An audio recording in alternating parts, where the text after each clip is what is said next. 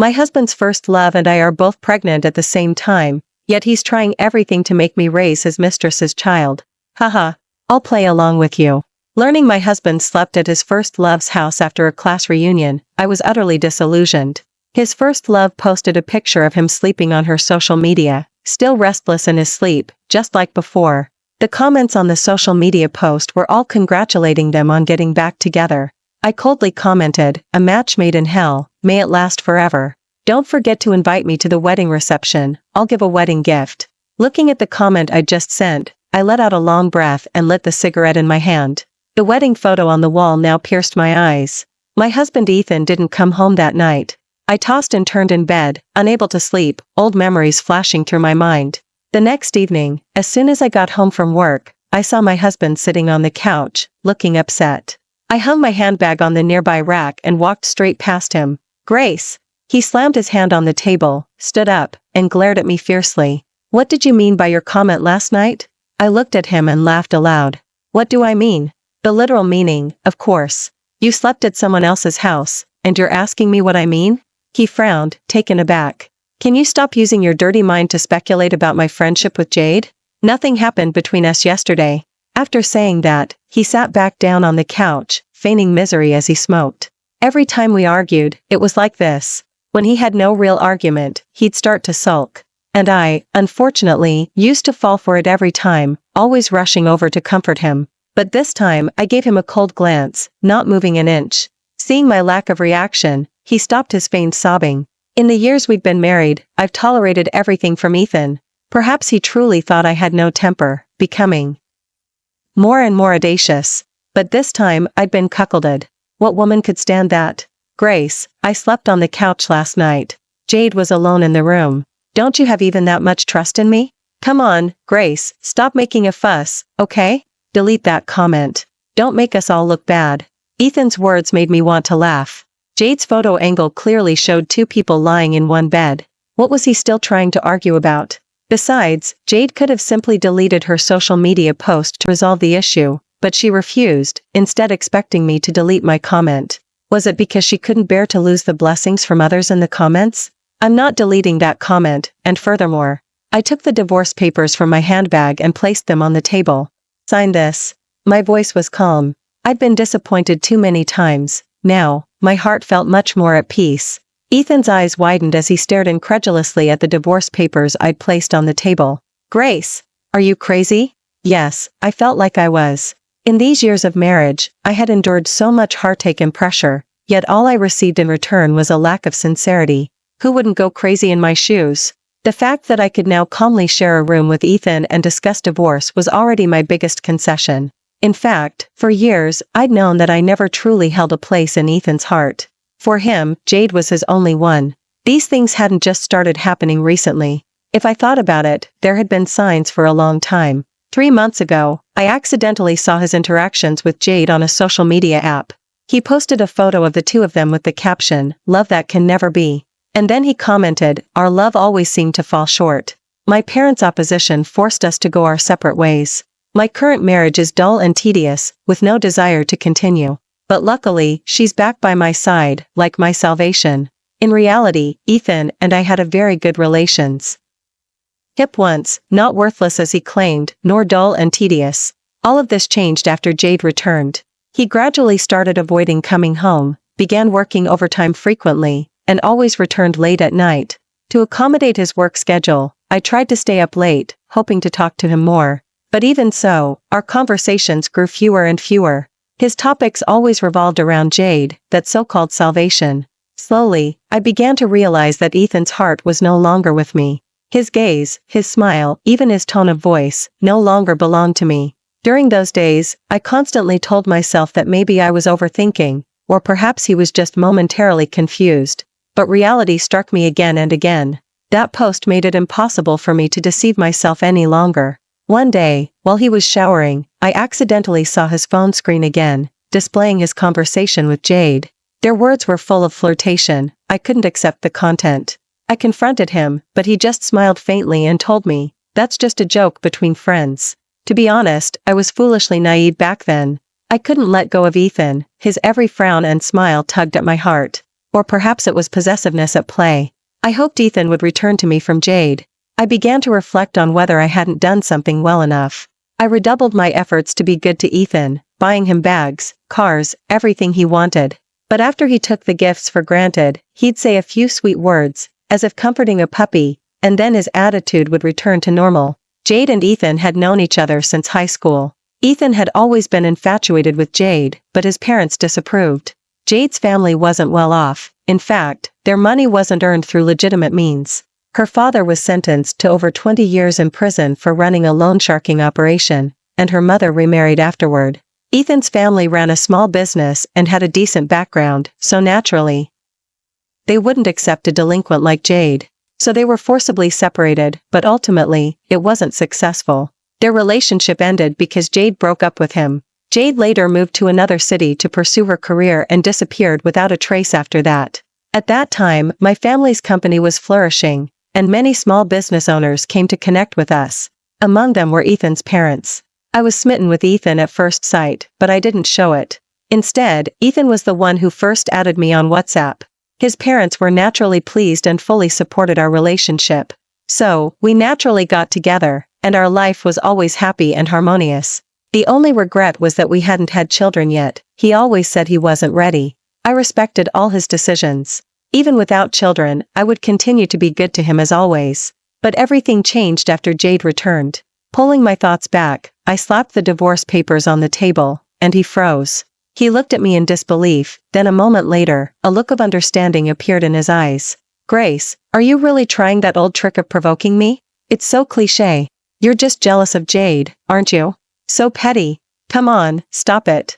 He threw the divorce papers and my bag heavily onto the floor, then turned and went back into the room. As he passed, the scent of men's cologne was particularly pungent.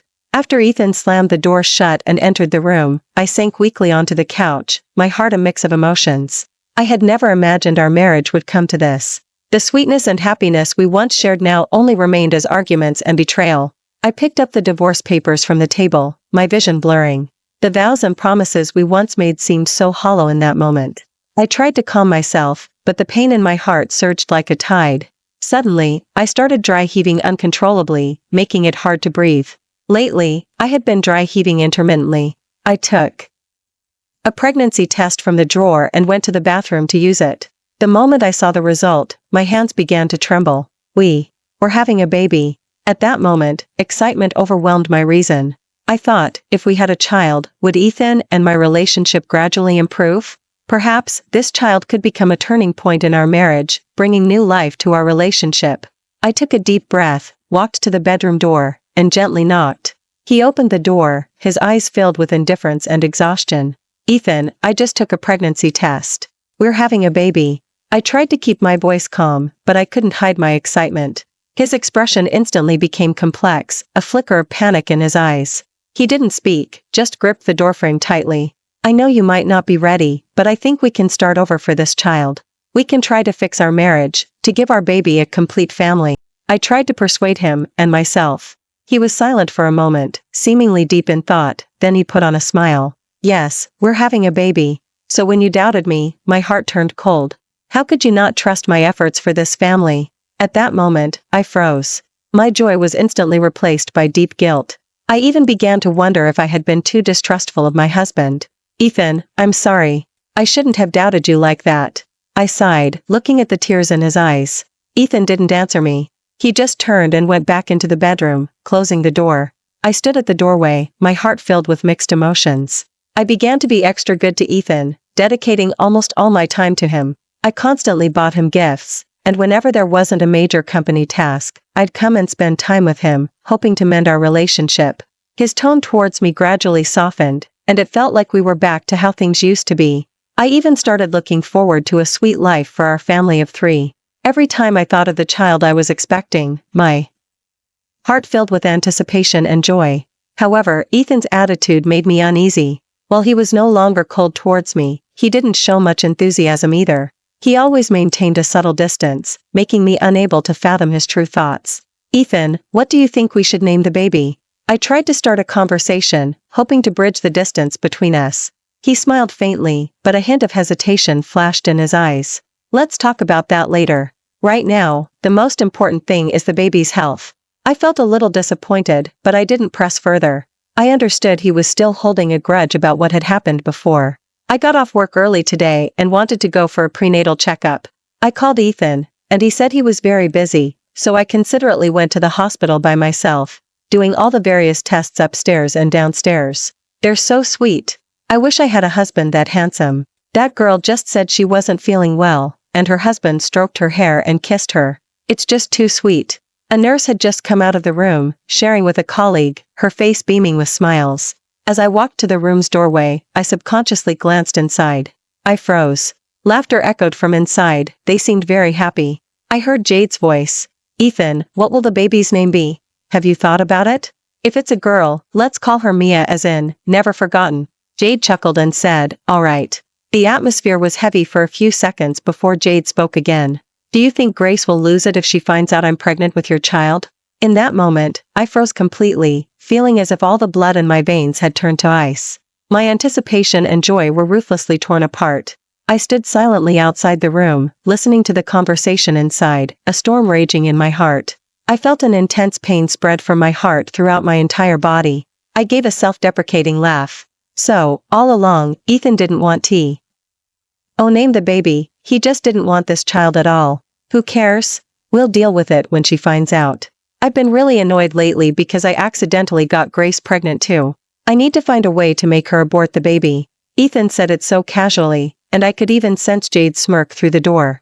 I took a deep breath, trying to calm my emotions. The various test reports in my hand now felt heavy as lead.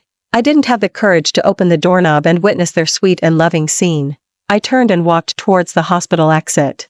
I sat exhausted on a bench outside the hospital, watching the sky change from light to dark. I didn't know why this relationship had come to this, nor did I understand why I had been so foolish. As night fell, the street lights outside the hospital cast a pale glow on my face. I looked at the extinguished cigarette, but in my hand, my mind a jumble of thoughts. I had initially thought that the arrival of the baby in my belly could save our marriage, but reality had dealt me a heavy blow. I realized this relationship had long existed in name only. I looked at the empty pack of cigarettes. I thought, Ethan and I are completely over. My phone rang. It was Ethan calling. I stared at his name for a long time before finally pressing the answer button. Grace, where's my dinner? I'm starving, do you hear me? Where did you go? Why is no one home? Ethan's voice was sharp and harsh. I didn't even know what audacity he had to order me around like that. Since that's the case, don't blame me for being ruthless. I'll be there soon. My voice was a little hoarse, perhaps from my throat being dry for too long without water. I walked home, Ethan's gaze piercing me like two sharp swords. I suppressed the anger in my heart, trying to keep my expression calm. I bought some takeout downstairs and put it on the table. Eat something first. I tried to make my tone sound natural, but the heaviness in my heart made it almost impossible to breathe. Ethan didn't respond immediately. Instead, he stared intently at me, as if trying to find a flaw. Finally, he exploded. What do you mean, Grace? Do you have another man? Why are you coming home so late from work? Sure enough, a corrupt mind sees corruption everywhere. But I had no intention of exposing his lies.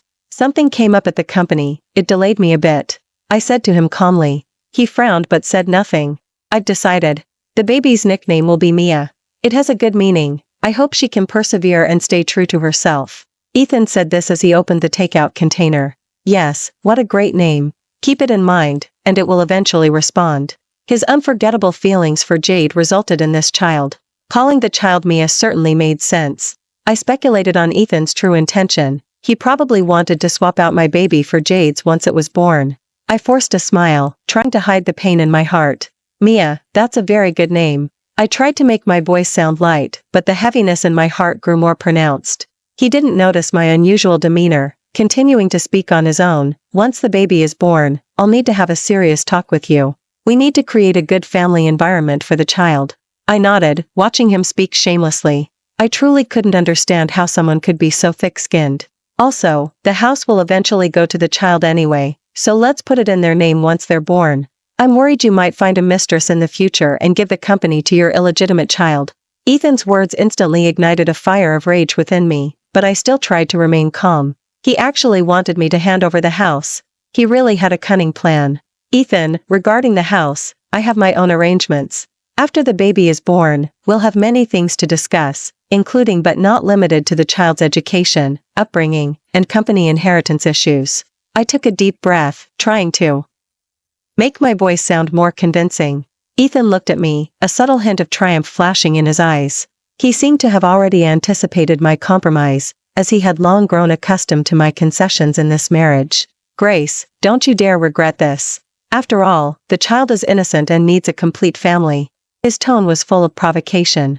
I suppressed the anger in my heart and didn't respond immediately. I understood that Ethan now only cared about gaining benefits for Jade. But how could I let him succeed? Later, I used company matters as an excuse to reduce my visits to the hospital. Even if Ethan harbored great resentment, perhaps thinking that his and Jade's child would reap the benefits in the future, he didn't complain much. He would only grumble a bit occasionally. He often tried to pry information out of me about the house's ownership, and I went along with his ideas. At 9 months, Ethan finally couldn't hold back and drafted an agreement for me. I looked at the house transfer agreement and then at him, smiling. My gaze made him a little perplexed. He frowned, looking at me with eyes full of doubt. "What are you doing?" he asked. I chuckled softly, placed the agreement on the table, and pushed it towards him. "What do you think?" I said. His frown deepened. I dropped my smile, my eyes turning cold. "Ethan, do you think you can threaten me just because you believe I'm carrying your child? You just want to hand everything over to Jade's child, don't you?" His face paled. He hadn't expected me to know so much. What child of Jade's? Don't talk nonsense. Grace, I think you're having an affair and now you want to sling mud at me, don't you? You just want to raise your and your mistress's child, don't you? You don't want our baby anymore, that's why you're slandering Jade. Let me tell you, Grace, I'm innocent and upright. If you want to back out now, I'll sue you. Ethan was gambling that I knew nothing. His emotions surged, tears welling up in his eyes. I took a deep breath, trying to keep my voice calm. "Ethan, do you think your acting can fool me? Do you think your lies can last forever?" His eyes widened. Clearly, he hadn't expected me to actually know. The room door was abruptly pushed open, and Jade burst in. "Grace, you are truly shameless, slandering people behind their backs. I can see you're no good. Just leave with nothing and get out." I scoffed. "Jade, who do you think you are? What right do you have to lecture me? Are you showing off that you got pregnant with my husband's child first?" Jade froze on the spot, lost in thought. "Jade, you want to play the loving couple with Ethan, or even if I divorce him now and you become husband and wife openly, that's fine. But if you're plotting against me, haha, I'll play along with you." In that instant, the atmosphere in the room dropped to freezing point. Ethan and Jade's faces became extremely unpleasant. Ethan and Jade exchanged glances, clearly not expecting me to know all of this. Especially Jade's face, which became a kaleidoscope of expressions. "Grace, how can you say that?" Ethan finally spoke, his voice trembling. He tried to maintain his composure, but the panic in his eyes betrayed him. "Grace, you're the one with a mistress outside and you don't want to admit it. So you're framing Jade and me." I coldly looked at Ethan and slapped a stack of paternity test results onto the table. He took the paternity test results with trembling hands, his eyes filled with horror and disbelief. Jade's face also turned very ugly. She hadn't expected her lies to be exposed. She tried to argue, but her lips trembled, and she couldn't utter a single word. But my face instantly turned pale, and I began to wail, clutching my stomach. In that instant, I also panicked. Doctors quickly rushed over. After an examination, they found that Jade's water had broken due to emotional agitation. Jade was rushed into the delivery room. Her entire extended family, heard the news, hurried over. Eleanor saw me and her first words were, "My daughter isn't even married, whose child is she carrying? If her daughter gives birth to a boy, give the family $1 million, if it's a girl, give 800,000.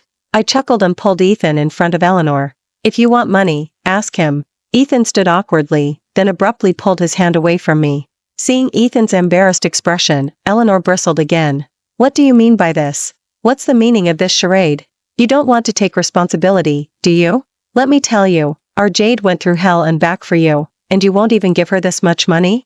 Her entire extended family joined in, attacking Ethan as if they were a pack of hungry wolves seeing a fat sheep, determined to exploit him for every penny. They only reluctantly backed down after being sharply reprimanded by the doctors. Ethan had already fled in a hurry, vanishing from sight. Jade gave birth. It was a boy. Who was the child's father? Please come sign here, the nurse said, stepping out with a clipboard. Ethan remained silent. Eleanor pointed at Ethan and shouted, this one is. Ethan waved his hand. I'm a friend of the mother. I'm not the child's father. Eleanor looked at me, bewildered by the probing gazes of the many relatives. Ethan, what do you mean? Are you just afraid I'll ask you for money? Do you have to slander my daughter like this? I glanced at him and handed him the stack of paternity test results. Her entire extended family crowded around to look, and Eleanor's expression grew even more vivid. I don't know what happened later. The next time I heard about Ethan was when he returned from the hospital. He came back holding the baby. I didn't make him leave. Perhaps after all these years of our relationship, I still felt a little reluctant to part with him. After he had coaxed the child to sleep, he came out looking utterly haggard. I placed the divorce papers in front of him. He looked at me in disbelief, tears welling up in his eyes. Grace, are you really going to divorce me? Just because Jade is pregnant with my child? His voice trembled, as if he still wanted to salvage something. Isn't that reason enough? I asked him with a smile. Ethan's tears streamed down his face. He bit his lip tightly, seemingly trying to control his emotions. I know, I was wrong. But, Grace, I truly love you. Please, don't leave me. His voice was filled with pleading. I knew that Jade probably wanted to distance herself from Ethan after learning their plan had failed. I gave you a chance, but you didn't cherish it. Now, I just want to calmly end this marriage, I said slowly. Ethan looked at me, his eyes filled with despair. Grace, I was truly wrong. I'm willing to pay the price for my mistakes. I just beg you to forgive me. Now, they've all abandoned me. I only have you left. Ethan's tears streamed into his palm like broken strings of pearls. He squeezed my hand tightly, his eyes filled with pleading. I pushed his hand away. I had given him more than enough chances. I had given him ample time to tell me the truth, but he hadn't cherished any of them. To have reached this point, he truly brought it upon himself. He suddenly stood up, picked up the divorce papers from the table, and fiercely tore them into pieces. I won't sign this, he shouted, then turned and ran back into the room, slamming the door shut. Our divorce papers were never signed. But I knew he couldn't let go of Jade. And Jade was now involved in illicit dealings outside. I collected some evidence and submitted it all to the authorities. Jade would not only go to jail, but also have to pay a large sum of money. Jade's go-to-cash cow was definitely Ethan, and Ethan would certainly come to me. Sure enough, after Ethan took a call and hastily left, he returned looking distraught as he stared at me. He struggled for a long time, unsure how to begin. Grace. The moment he walked in, I knew what had happened. He was just struggling with whether to choose me or Jade. Grace. I need some money. Can you give it to me? I placed the divorce papers in front of him. He clearly expected this and wasn't too surprised, merely biting his lip reluctantly. Grace. Do we really have to be so absolute? Ethan looked at me, his eyes filled with internal conflict and struggle. He bit his lip, seemingly weighing something. Grace, I know I was wrong before. I shouldn't have lied to you, nor should I have been entangled with Jade. But I truly couldn't help it. I love her, I couldn't control my heart. I looked at him coldly, the pain in my heart inexpressible. The love and trust we once shared had been betrayed and let down by him, again and again.